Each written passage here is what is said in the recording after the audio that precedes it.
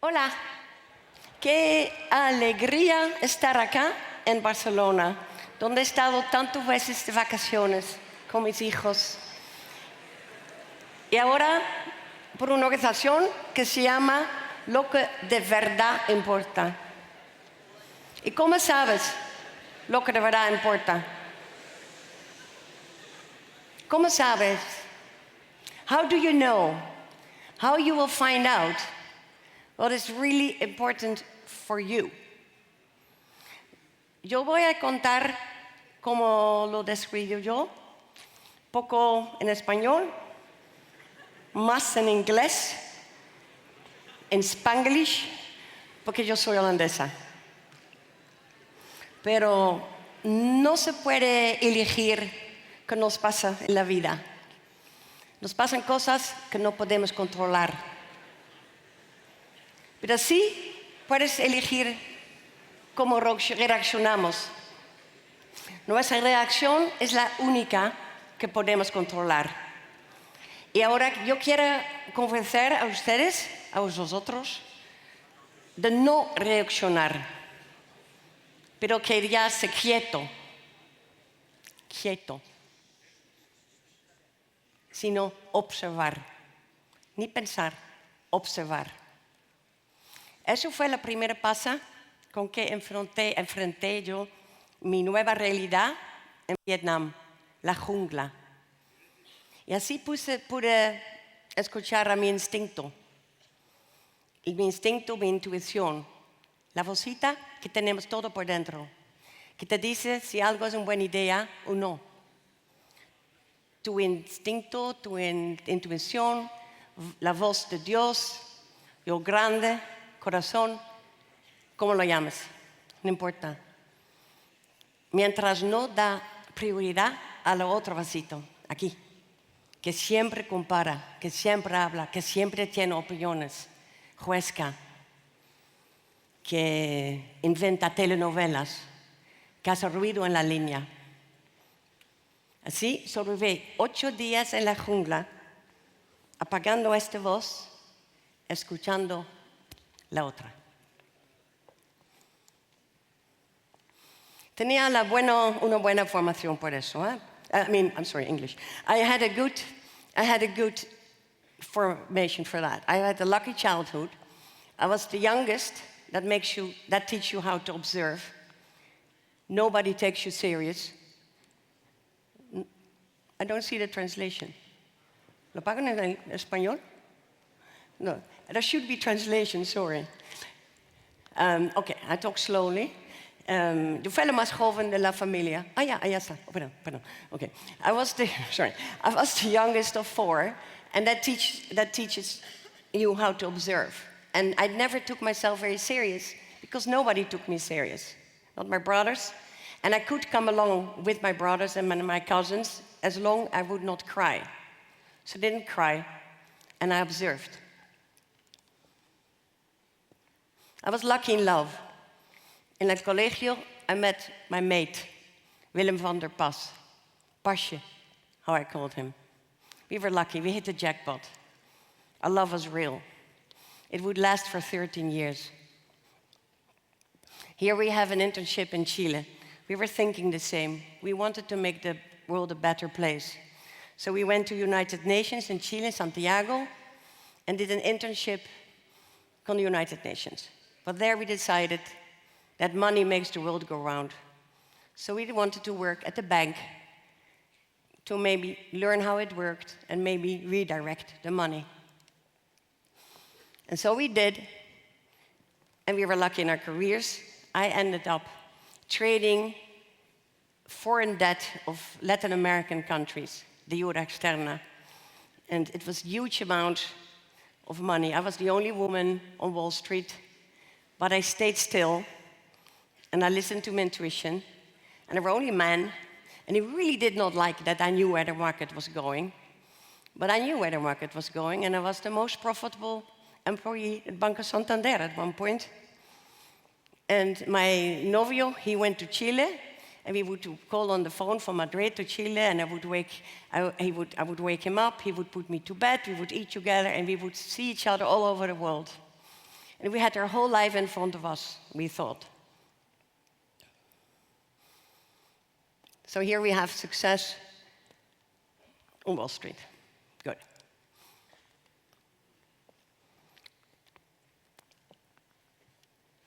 My novio went to Vietnam to put up 2 branches for ING Bank. I will show the picture in Vietnam there. I was working for Banco Santander, for Ana Patricia Botín in Madrid. I was director. And he had planned a romantic vacation. A very romantic vacation, because we were going to discuss our wedding plans.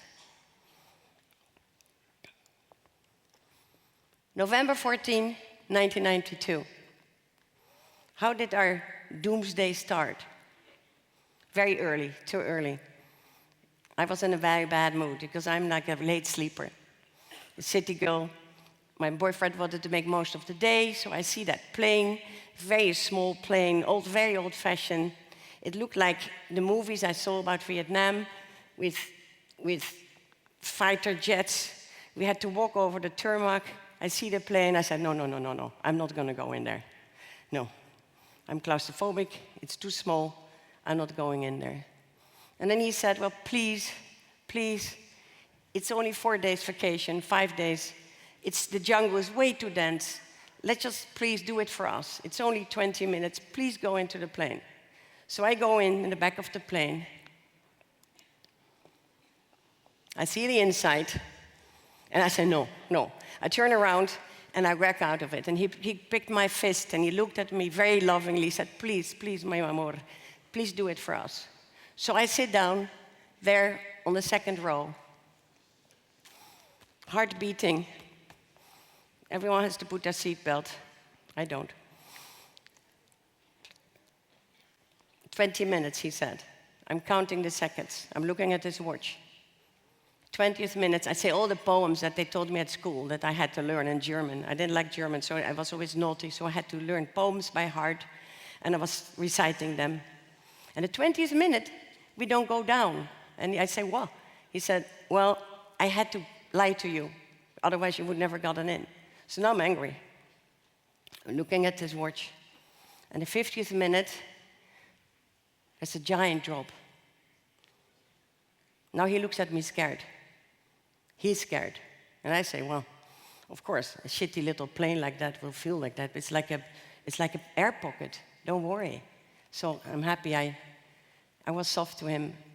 I looked at him and said, don't worry. Accelerating motors. Another drop, a giant drop. People are screaming. He looks at me, scared. I reach out my hand. He grabs my hand. And everything goes black.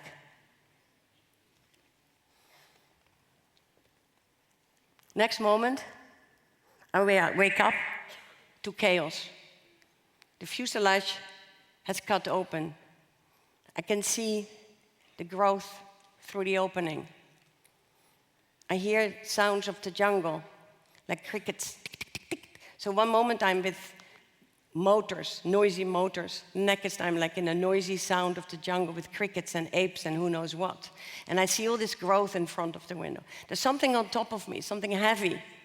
I push it away. It's a chair with a dead man in it, it turned out. He rolled off me. I look at my left, and there I see my pasha, mi amor. He's dead. He's in his chair with his seatbelt on, with a very sweet little smile on his face. But he's dead. And I must have gone into shock, because the next memory, I'm out there in the jungle on 1,000 little twigs. Everything, big open wounds on my leg. There's a big wound. I can see the flesh and the blue bone sticking out. Everything hurts. My mouth, my lung, everything hurts. And next to me, there's a Vietnamese man, a businessman, and he speaks English. And I say, and we talk a little bit about the rescue. Are there rescue workers coming? Yes, he says. They will come. I'm a very important man. Well, that made me happy. But then I see that I'm not wearing my skirt anymore. I was wearing a wraparound skirt, a jean skirt. And the man opens a little suitcase that he apparently brought into the jungle, and he gives me his trousers. And with all my pain, I had like 12 broken fracturas in my hips, 3 in my legs. And with all that pain, I still put on the trousers over those bare legs because I didn't want to sit next to the gentleman with natives, or apariencias, no? Appearances. I sit next to the man, we talk a little bit, but at the end of the day, I see the life going out of him. I beg him not to die. I said, please don't die. Don't leave me alone. But he takes his last breath. And there's no more sound from the people behind me. There's no more sound next to me. I'm totally alone. And never in my life, ever, I have been so totally, entirely alone. So now I panic. I truly panic. Wait, my lung has collapsed, so I had to focus on my breathing. So I breathe in and I breathe out, and I come down, and I focus what's in front of me. And I come down, and I don't think of Basje. Don't think of Basje. Well, he will make you cry. And crying will make you thirsty. And I'm so thirsty. I'm so thirsty. Don't think of Basje. So what do? I focus what's right in front of me. And what's in front of me is jungle. All these leaves, these beautiful leaves. It's the light coming through the canopy, coming on top of the leaves, and the drops. Now, I'm a city girl, right? I'm going to Hong Kong, I go to New York, go to London, go shopping, go out, have cosmopolitans, whatever. And here I am. I never went hiking. And here I am in the middle of the jungle, focusing not on the dead people, but on the beauty of the jungle. And it sustains me. And the more I look, the more beautiful it becomes. But wait, I look at this watch all the time to see the time will pass. And I look at this watch because I want to know. It's like the second day I wake up, and I think, I got Saturday morning. Wednesday we're supposed to be back. My colleague in Banco Santander, Jaime Lupa, we manage so much money together. If I don't call him, he will make noise. So Wednesday, Thursday, Friday, I give him until Saturday. So I'm looking at the watch of the gentleman next to me to see the time pass by. I give it 7 days. But what do I see? I see a worm coming out of his eye. And I see another worm coming out of, I don't know where. I see all of a sudden, I realize, look, this is the jungle. It's like too hot. What is that smell? That's that horrible smell. He's decomposing. I have to get away from him. So I want to take the watch, but I don't want to feel. I don't take the watch. But he has $50 sticking out of his pocket. So I think I take the $50 because in a week when I go crawl into the jungle, maybe I can use something, the $50. And I go on my elbows and I pass a dead person. I pass a dead girl who died with her fist like this. And she has a bag. I said, well, let me take her bag. And I sit down next to the wing of the plane. And there I can see the sky. And I think, hey, if there's this, I can see the sky, they can see the sky, they can see me. So now I realize how important it is to be here, alive and kicking. I have to survive. I have to make a plan. And here I look and I see I have my bag with me, and I have the girl's bag with me. Like strange that we get all off the plane, and we all brought her hand luggage with us into the jungle, and I have it with me. So I open my own bag, and there are 3 packages of cigarettes and a lighter. And now I was a heavy smoker. I was a trader. And I thought, well, you have nothing to eat, you have nothing to drink, you might as well stop smoking. So yes, I was so thirsty. I cannot tell you how thirsty I was. So we're on day 3 now. And I look at the girl's bag, It has a poncho. I put the poncho over my head. I'm so cold. Well, I'm so cold. I'm shivering, and it's supposed to be warm here in the jungle. But I put the poncho on. It has a pointy blue head, and it keeps me warm. But still, there's no rain. Why is it not raining? Isn't it supposed to rain? It will rain. I trust that it will rain. And I look at the wing of the plane, and I see that the isolation material is some kind of a sponge. Some kind of foam. And I think, hey, that can work as a sponge. So I get up with all my pain, with everything, and I step up, and with my broken hips, I don't know how I did it, and I grab into the wing of the plane. I make all the foam drop on the floor, and I drop myself. I fainted.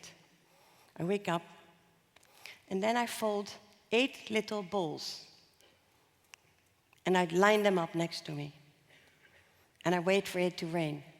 That's my plan. I think it will fill up with water, and I can take a sip. And then it rains, and it pours.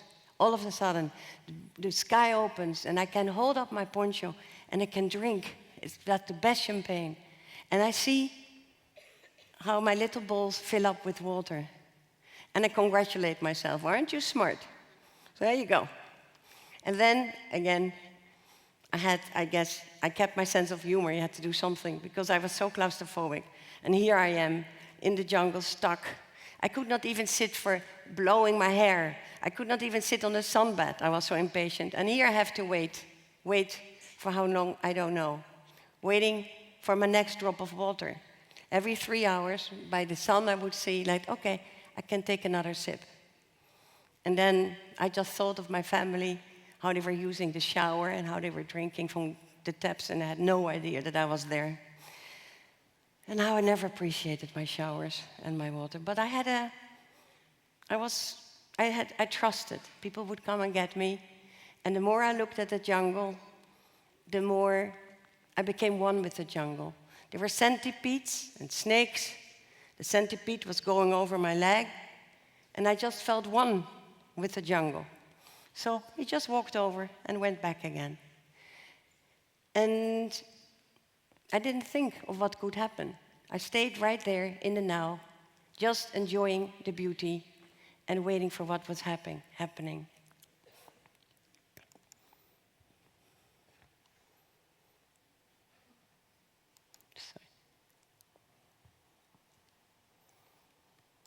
A ver.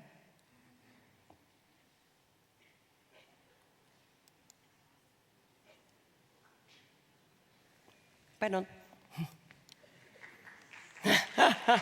No.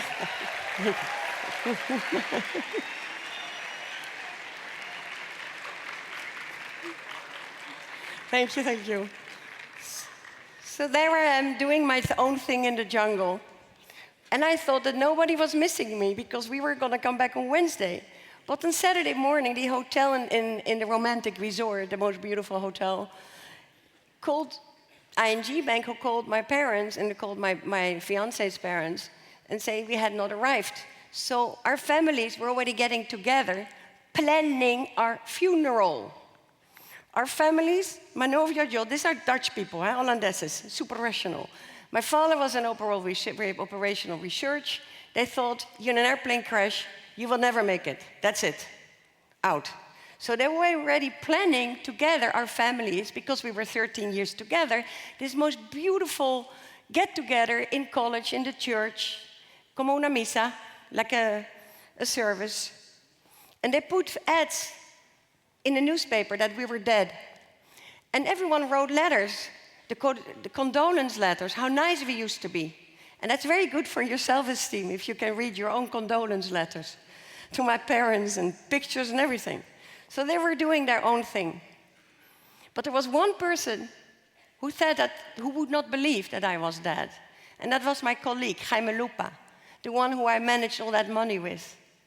And he said, he went to our boss, Ana Patricia Botín, in Madrid, in Santander. He said, he was also angry at everyone who would talk about me in the past. He said, I will go and bring her back. She is alive.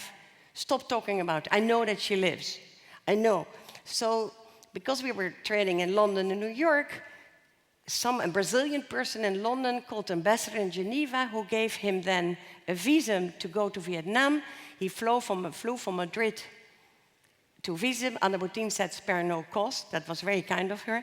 So he went from Madrid to Geneva, from Geneva to my parents, and said to my father, I'm going to bring your daughter back. I know she's alive. And my father says, okay, you want to go to Vietnam? Be my guest. Okay, here are dental records. You can identify her body. But he refused to take the dental record. He took my hairbrush. I never brush my hair, as you can see, but fine. He had long hair. He thought it was important to bring my hairbrush. At least he thought I was alive. And he was flying with the brother and sister of my novio together to Vietnam. Well, I don't know anything about this. I am happily dying in the jungle, day 6. I'm really taken to a higher level of love. In a frequency, I'm one with the jungle. It's all beautiful. I cannot explain. Maybe you want to read my book. I try to give it words, but I cannot tell you how beautiful death looked to me. It was like being in a love frequency in the air. I was just one with the world, with the universe, with everyone. I only had this tremendous feeling of love for everyone, and I was one with everything. And I would not have minded to stay on that frequency forever, in eternity. However, what do I see? A man dressed in orange. He brings me back to earth. Everything hurts. What a pain. Everything hurts. My jaw, everything. And I tried to make out. I said, hello? Can you help me?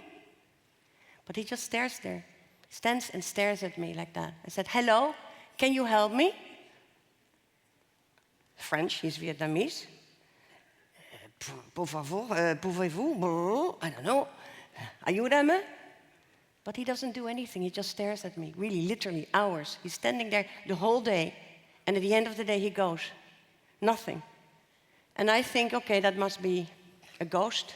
I must have made a hallucination. I must have made it up. And I go back in my beautiful state of mind. And this is the end of day 7. Day 8, he comes back. And there again, he stands there and stares at me. And now I realize, listen, man, you are my ticket out. I have to get out of here. My mother, my father, my family, my friends, they will never know that I've been living here for a week. And I will be just dying here. You have to help me. So now I get aggressive. I said, oye pendejo, gilipollas, asshole, schweinhund, help me. And I get it up and really, help me.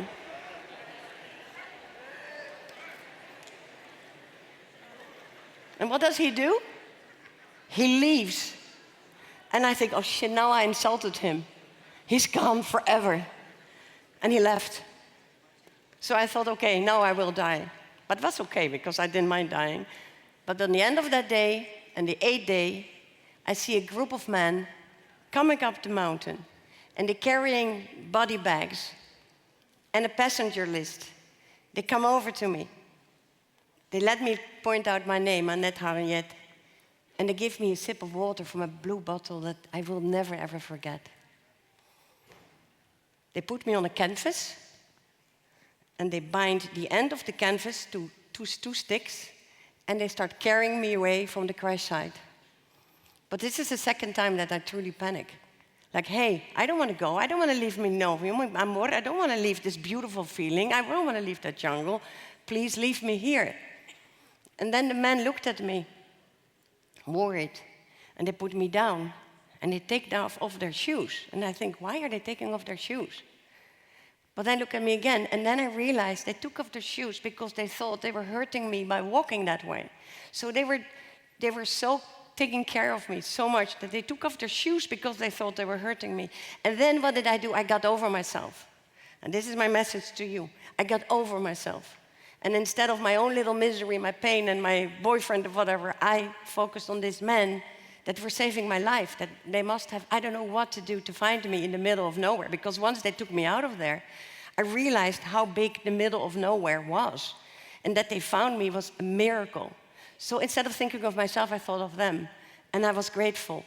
And then when they carried me out of the jungle like a little piglet between them, I got my sense of humor back. And I thought, well, here, I never thought that I would ever be carried like a piglet out of the wind, out of a jungle. So then we camped, and then they put me on 2 sticks. Now I'm really like a grilled pig, right? They put me between 2 pigs, and they camped, and they give me rice water, and they're smoking. I said, let me smoke too. I want to give them a cigarette, but they didn't let me, which is a good idea for my lung. And then we went down the mountain. They tapped my legs, and then it became more difficult, of course. I spare you the remainder of the story, but this is how the narrative of my life changed. And this was the end of my ordeal.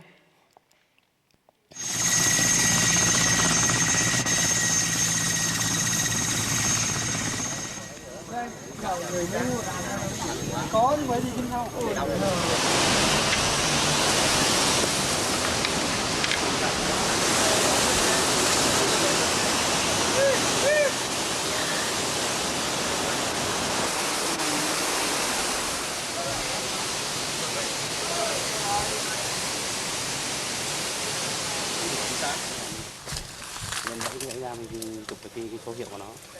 Mai cái Mình có TV tùng chưa có gì hết. Đi đó luôn trên đấy làm gì?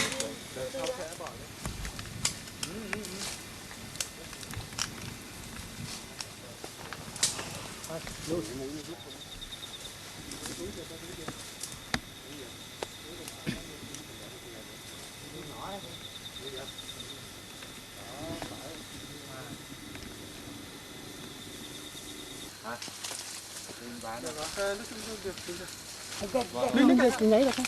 Hả? Nhảy anh xem. Nhảy ta đứng bên đây, đi xem bên này. Đây xem bên này, xem bên này. Anh lên phim rồi. Lên rồi. Quay mặt đây. Thì có mặt bà. Hình kiểu đẹp tuột.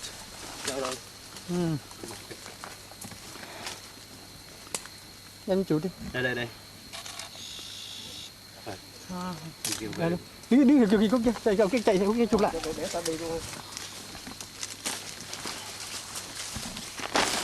Tụi đi lạc đường á. Đi. Hả?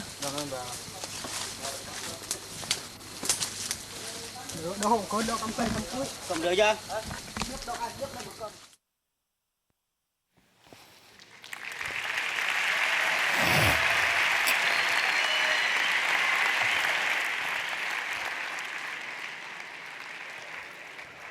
Okay, sorry, I don't like looking at this, but now I'm going to lecture a little bit, not too much, a little bit, okay?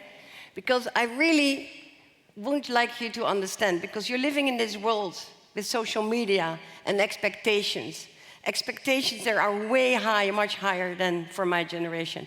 And I'm so sorry for you, but this, I really believe this is the way to get out.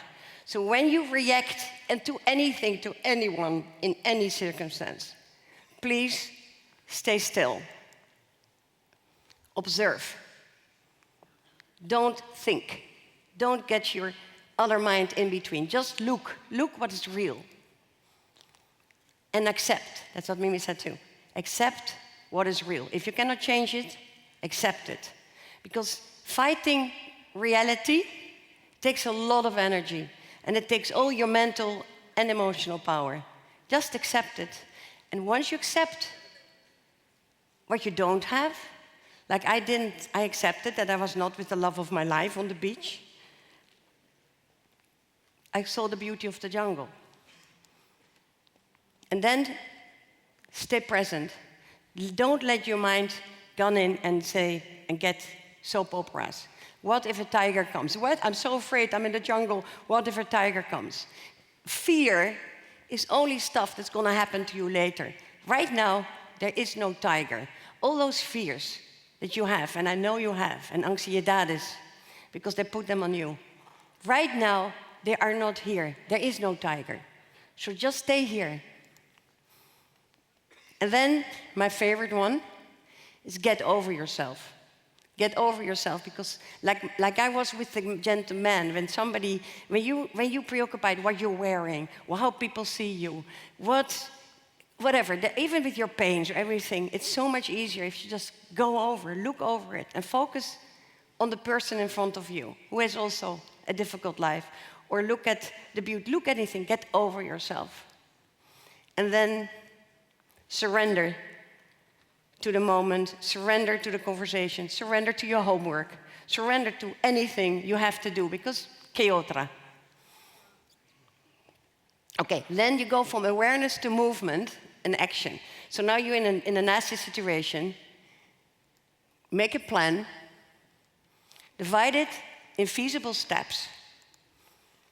Congratulate yourself. When you have a plan and you have these little steps, then it makes it, you can reach it easier, but also be happy with yourself. Buy something, whatever, do whatever you do, but be happy with yourself. And always, always, always use a sense of humor, because that gives distance from your little self, from your situation, and you get out of yourself, which is also a part of getting over yourself. Use always humor. Look for the beauty and the advantage of the disadvantage, you know? You might have failed that exam, but who knows what could come in place of it. There's always trust that something will always have the opposite. I know in Barcelona, you call him Cruyff, Jordi Cruyff, our soccer speler. We used to be, my Dutchman, your team, he made Barcelona great at one point. And he always used to say that every advantage has a disadvantage, and every disadvantage has an advantage. Please look at it from both sides. And then trust in a good outcome. I was in the jungle thinking, believing that people love me, why wouldn't they look for me? So there you go. Okay, so I got rescued. These are my report cards. Let me see, I had like broken ribs, I had broken fractures, I had my mandicula, I had all this stuff. And they put me together in Singapore. Was I lucky? Or was I unlucky?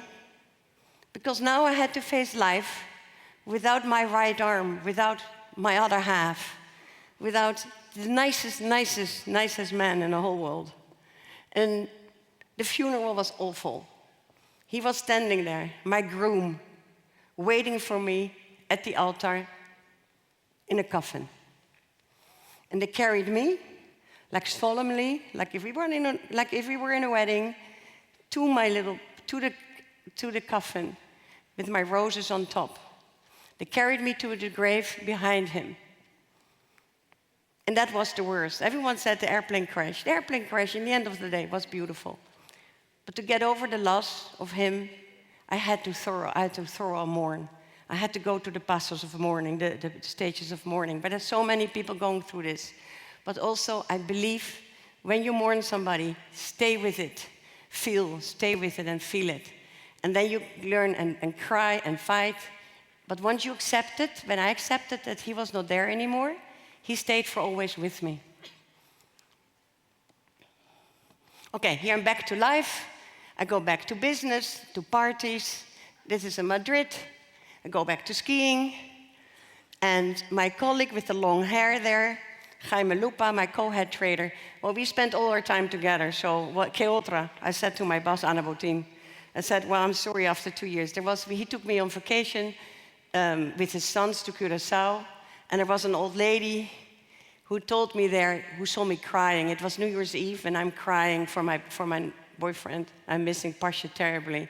And she said, if you have loved once, you will love again. And so I did. I'm lucky again. We're getting beautiful children. We are in New York City there. I'm back to business. We're back on top of the world. And now you think, of course, and they live happy ever after. Happy. No. No. Sorry. Life is no Hollywood. There's no such thing. There's never. It goes on and on and on. And here is my son. He got diagnosed with autism, severe autism. And again, I had to accept my circumstances. I had to see all what he would not do. He would not go, what all you do. He cannot go to parties. He cannot play football. He cannot go to college. He cannot do anything.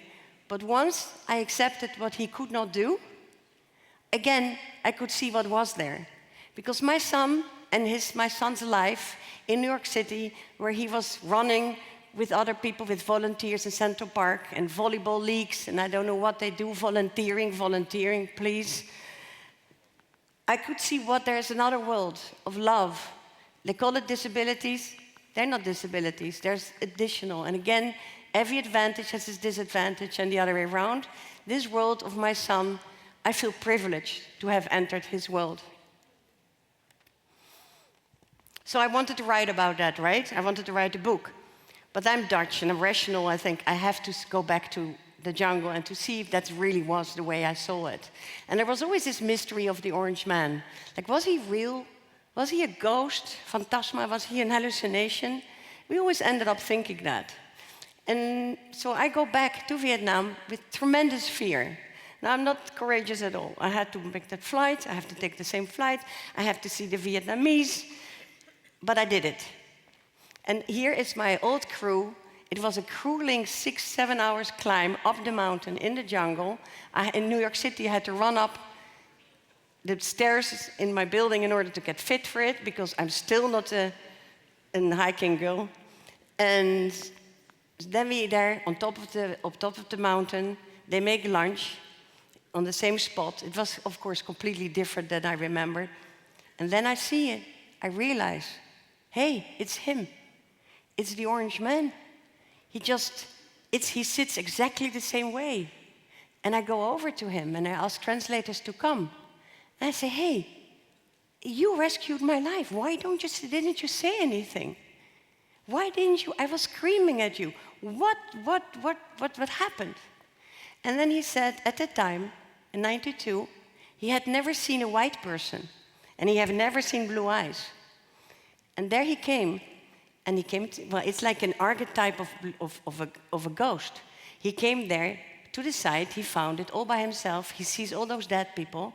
And then he sees a little figure with a blue pointy head with big blue eyes.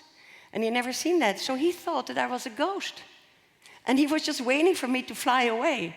And I said, well, I was thought that you were a ghost. So the relationship with this man,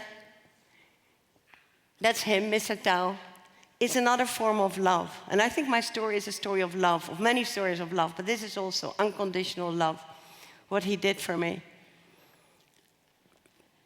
So I wrote the book. It took me a long time. I wrote it in English. And my daughter grew up, Joosje is her name, so she edited the English. And we published it together because the publishers did not want the story of my son in the book. They thought that was a turn-off, and I said, no. The jungle told me to connect this way, but my son told me to connect this way. It's a cross, it should be in one book. So we published it ourselves, my daughter and I. And then it gave really good reviews, and it got translated in all those languages and became bestsellers in certain countries. And in 2014, we went back to Vietnam for the Vietnamese edition. And it was really nice to meet all those widows and other people, and it connection, because the beauty is in the connection. The beauty is always in the connection. And esta vocecita que tiene todo por dentro, escúchala. Porque así vas a encontrar lo que de veras es importante para ti. Lo que de verdad importa. That's it. This is the second time in 22 years that Annette has been reunited with her rescuer, Gravemente. Hank was the person who discovered Annette near the crash site on the Oha mountain in Thanh Hoa province. I'm so happy to see you. Thank you, thank you. I hardly ever cry, but I really feel like crying now. Yes, after this, she doesn't. Yes. This is I my don't say anything. daughter. I'm done. Thank you for my daughter. Con gái của bà đó. Thank you for saving my life. Vâng, thế. Yeah, right? She's so big now. Do we look alike, right? Yeah. Yeah, thank you. Now 55 years of age, Cao Văn Hạnh was the head of the Sơn Trung Commune's public security force. He still clearly remembers the moment when he found Annette in the jungle. Daddy, help me, help me. He said Vừa là bắt he đầu didn't know to say anything. vừa là mới thế bà chị mới xin nước tôi lắc đầu tôi không biết. 2006 was the first time that Annette returned to Vietnam following the crash. Hạnh was Annette's guide when she traveled back to the Oha mountaintop. This time, Annette brought along her 17-year-old daughter, Yoshi Lupa. Yoshi knows every detail of the story, and she helped with language editing on Annette's autobiography. Vietnam is very special to me because without the orange man who saved my mom's life, I wouldn't be alive. So I always think of Vietnam as sort of a parent, another parent for me. During this trip back to Oha, Annette also got to meet Nguyễn Thị Kim Kỳ and Mai Thị Minh Châu, two nurses who performed emergency treatment on her at the Khánh Sơn District Health Center, prior to her being transported to Singapore for further care. Hair on my leg here. And I lost 2 toes. I lost.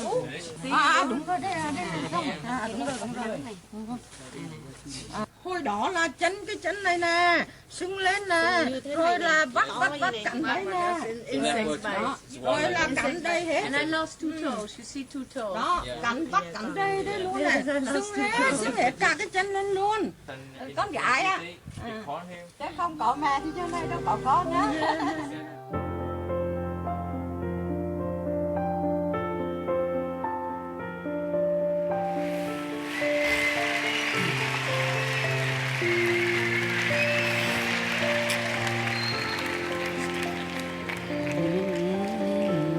Returned to Vietnam in 2006 to remember those who died.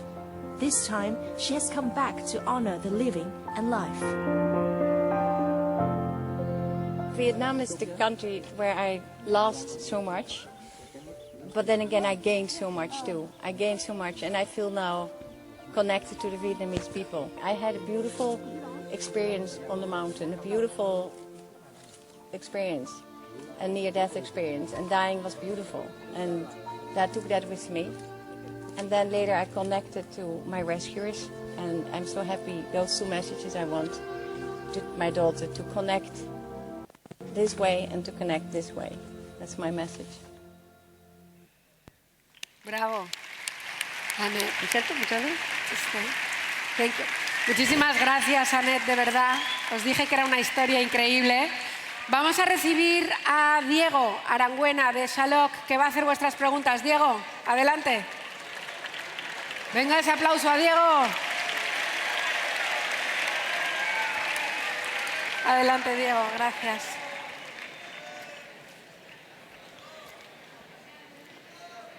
Bueno, pues muchas gracias por la charla que nos has dado. La historia que nos has contado pues ha sido una historia muy impactante y es una historia única de la cual nos has sacado una gran enseñanza sobre cómo sobreponernos a las adversidades y los retos. Entonces ahora nos gustaría al público que ha hecho unas preguntas que se las respondas. Entonces, en primer lugar, la primera pregunta de Emma, que es que si lo vivido te ha dejado con secuelas emocionales y si esto es así, ¿cómo lo gestionas? ¿Con qué, perdón? Secuelas. Consecuencias emocionales. Sí, emocionales, bueno, lo que ya conté, que le tiene 2 lados, ¿no? No, me ha dado mucho, me ha regalado mucho emocional, una fuerza que yo sé que tengo por dentro, una verdad que es indestructible, ¿no? Y cada vez cuando la vida se pone difícil para mí, yo me voy a la jungla, me voy atrás, yo me voy a la jungla. Entonces, no, al contrario, no, al contrario.